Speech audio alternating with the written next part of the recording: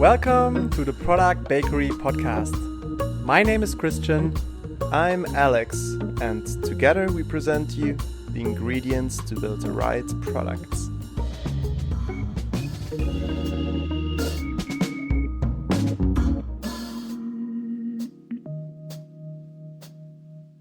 Strunke, it's one of these beautiful days where I have you here in person on my couch. With your dog, with your doggo. And it's very special. It is the last day before you actually turn older. Damn. Don't mention that, Alex. It's a secret. Yeah, but people won't know because, these episodes are not like on the day. Yeah. They're not live. So nobody knows when your birthday is. They can probably assume like what kind of star sign you are. maybe they check my social profiles and they will figure it out. Because you're so social. I am. Not even on Instagram. Not even on Instagram.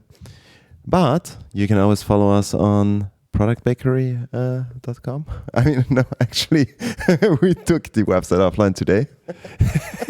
But you can follow this podcast Yes. on your favorite podcasting tool. You should definitely subscribe on your platform. You should definitely check out our Instagram channels or social media channels, which we want to, be a little bit more active on. So follow it to see what we do there. And before you turn older, let's get into this episode. And this time, I actually have a question for you. It's a surprise. Sorry, I didn't tell you to come prepared. I love that. Yeah, I think that's always where the best conversations start. But it's something that I wanted to ask you because that's been raised a couple of times in different occasions, messages, and I think we never really addressed it. So we talked a lot about product management. Mm-hmm. You're a former product manager. But I think there's a lot of other terms also around, probably most commonly known also the product owner. Well, in that case, I'm also a former product owner. There you go. So I think that the main question that I've heard a lot is what actually the difference is between a product manager and a product owner. If there is any, right? Like, I'm not sure if it's just like different titles that different companies use. You're now opening the box of Pandora, actually. But I love that. yeah, I love that too. I would say in the classic definition of Scrum and all that kind of stuff, there is a difference. And at the same time, I would also say on top of that, every company is doing it differently too. And the experience of the person doing it also affects. Plus that, absolutely, yeah. But maybe we can go down to the definition by Scrum, right? Or like what are the key differences that you might see? The basic idea of a product owner when it comes to Scrum, is that the product owner is the person who is working closely with the team and also involved in the whole development process. While a product manager is rather the person who is evaluating the markets, working out the strategy, and does a lot of other things when it comes to defining the product strategy, vision, and more. But as we all have seen, I would say, these things are very tied together. So, as a product manager, as a product owner, I have to have a basic understanding on the markets and what we build. So, I would say if we start small in smaller companies, usually that kind of product person, whether it's the owner or the manager, does anyway everything. But that's what I wanted to say, right? Like, you need both in a job, but I don't know many companies where you have a product manager and a product owner running a product team.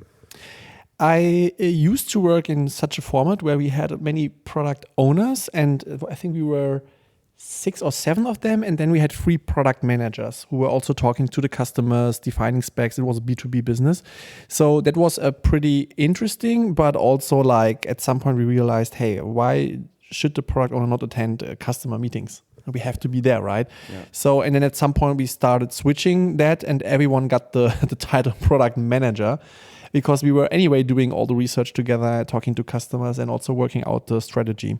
Which is pretty much what I know. I think a lot of the time it has been, the two titles have been interchangeable for the companies where I worked, right? They were pretty much filling the same roles. But yeah, I mean, especially when we think about the cross-functional, smaller teams, right? Like that own a specific part of the product. It gets probably difficult if you then only have like 2-3 product managers across the board. Ooh, now I just opened also the next box, which is the project manager. Let's not talk about that today. No, but I mean, yeah, you like, if you want the teams to be autonomous, you need to have them there, right? So you wouldn't necessarily split them around. You're talking about the product managers or the owners? Both, yeah. So yeah, again, I'm struggling with that because it depends on many factors, right? If you have like cross-functional team in bigger organizations, I think it's sometimes valuable to have product owners who are really focused on the execution and making sure the software gets delivered in the best quality. And on top of that, having the product manager team that does all the additional work when it comes to product strategy, customer requirements, etc. And I think the success of that is based on how good people communicate and collaborate.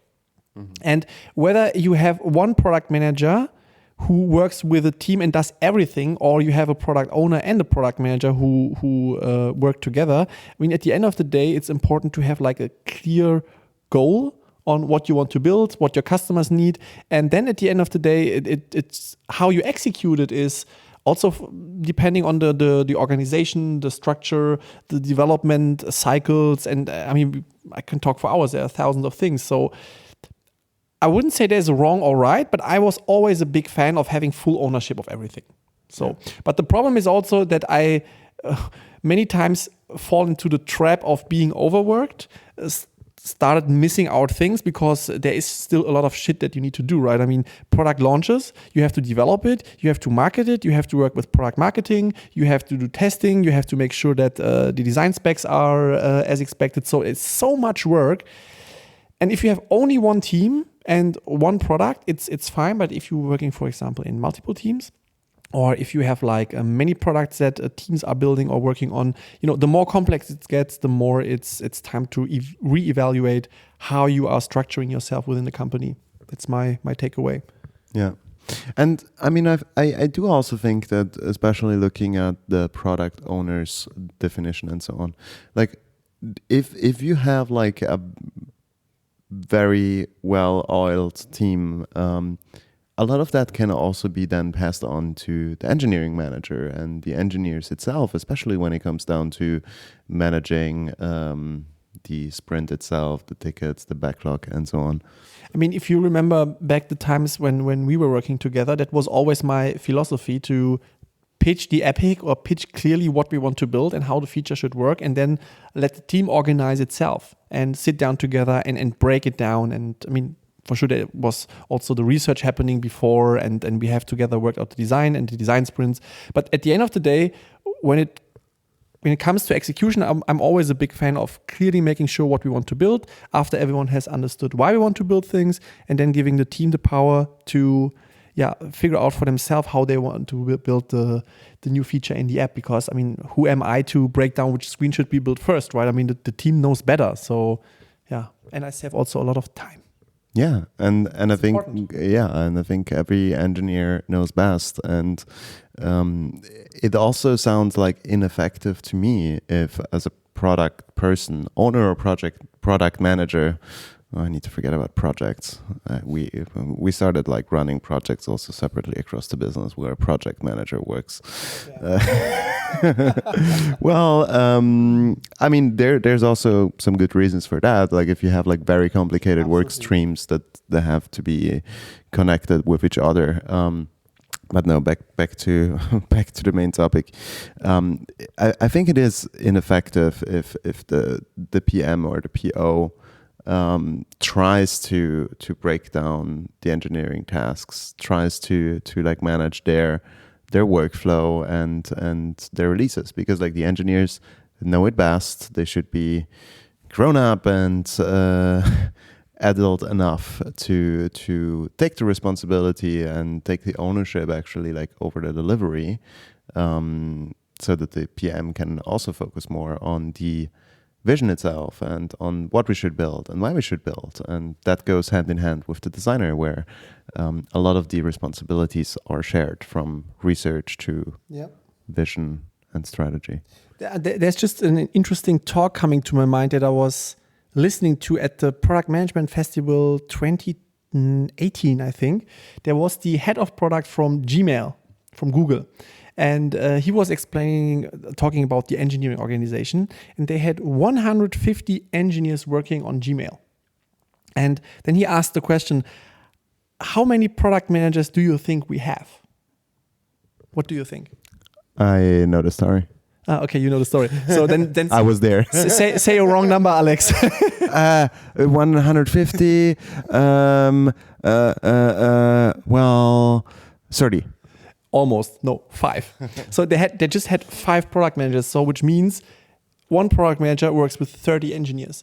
And the head of product always said, whenever the product managers are complaining that they have too much work, they sit down together with the team and ask how the team can take over responsibility and get more ownership even, right? Because the product manager has to mainly focus on the core value that needs to be delivered and needs to understand the customer needs. And I found that really amazing. Yeah. And whether this is called a product manager or owner, that brings us back to the beginning of the conversation, doesn't matter, but there is one person who has full responsibility of the so-called product. But if I want to start my career, or if I'm on the other side and I'm trying to hire, like what would be the better title to hire for or to apply for? As a company or as a person who wants to get started? We start with the company and then we get to the person that wants to get started. Oh, that's a tough question. I think, well, I mean, let's say if you are a company, if you're getting started with a company, you need a person who is capable of doing both. So first of all, so I would say just from my point of view, I would rather call it a product manager.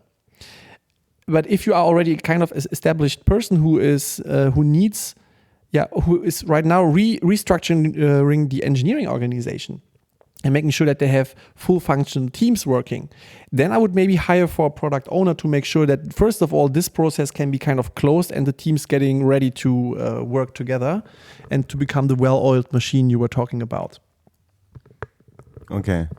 Even though I would have said, product manager seems like the right approach, as it's like bridging from strategy to business needs, customer needs, to the development. Yeah, I mean, if you have like a company, as I said, that is just restructuring, and you have already like a head of product or a VP product who does or who covers that kind of work, it's fine. Otherwise, you additionally need to hire product managers anyway.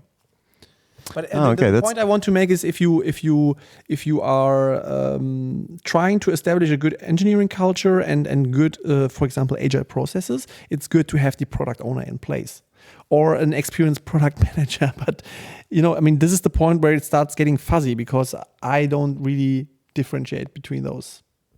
Yeah. Even though many people do also on the internet, there are gazillions of blog articles, and I think there is no wrong or right. I mean, you always need to make the check-in. Where do I stand as a company? What do we need right now? How overworked or underworked are the people? And how do you call it? I mean, I like the title product person. Yeah. I mean, I think that also makes a lot of sense in the context of our podcast, right? Because I mean, I think even between the functions, is it design, product management, engineering, responsibilities are shared and should be shared, right? As the head of product of Gmail said. Yeah. And I mean, I think we can continue or make another episode also on a very similar topic, which is product design, UX design, UI design, visual design, and everything in between. But let's finish that first. Yeah. Well, any other questions? I think that's good. Let us know if you have any feelings or any opinions on PMs and product owners. And see you next week. Bye-bye.